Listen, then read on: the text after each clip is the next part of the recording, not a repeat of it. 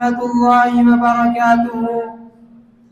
الحمد لله رب العالمين، والصلاة والسلام على سيد الأنبياء والمرسلين محمد وآله وأصحابه أجمعين. أما بعد، قال الله تبارك وتعالى: إن عدة الشهور عند الله 12 شهرا في كتاب الله. وقال النبي صلى الله عليه وسلم: ليس منا من لطم الخدود وشق الجيوب ودعا بدعوى الجاہلیہ. رواہ البخاری. سامعین محترم، ماہ محرم عظیم الشان اور مبارک مہینہ ہے. یہ ہجری سال کا پہلا مہینہ ہے اور 4 حرمت والے مہینوں میں سے ایک ہے. اللہ رب العالمین کا فرمان ہے: ان عدت الشہور عند اللہ 12 شہرا فی کتاب اللہ. بے شک مہینوں کی گنتی اللہ کے نزدیک اللہ کی کتاب میں 12 ہے. اللہ کی کتاب میں 12 ہے اس وقت سے جب اللہ رب العالمین نے آسمان اور زمین کی تخلیق کی. ان میں سے 4 حرمت والے مہینے ہیں. یہی دین مضبوط دین ہے. بے شک ان مہینوں میں اپنی جانوں پر ظلم نہ کرو. اس ظلم سے مراد اللہ رب العالمین کا فرمان ہے: یسألونک عن الشہر الحرام قتال فیہ قل قتال فیہ کبیر. لوگ آپ سے حرمت والے مہینوں میں لڑائی کے بارے میں سوال کرتے ہیں.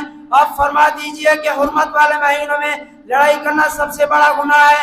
مگر افسوس، آج امت مسلمہ محرم الحرام میں سوگ مناتے نظر آتی ہے. بعض لوگ اس مقدس محرم الحرام میں بدعات و رسومات کو لیے پھرتے ہیں. جیسے محرم الحرام کا چاند طلوع ہوتا ہے، گھروں میں 4 پائیوں کو الٹا کر دیا جاتا ہے. بازاروں میں اور دکانوں میں شہادت حسین کے حوالے سے رلا دینے والی تقاریر لگائی جاتی ہے. عاشوراء کے دن ماتمی لباس پہن کر نوح اور ماتم کیا جاتا ہے.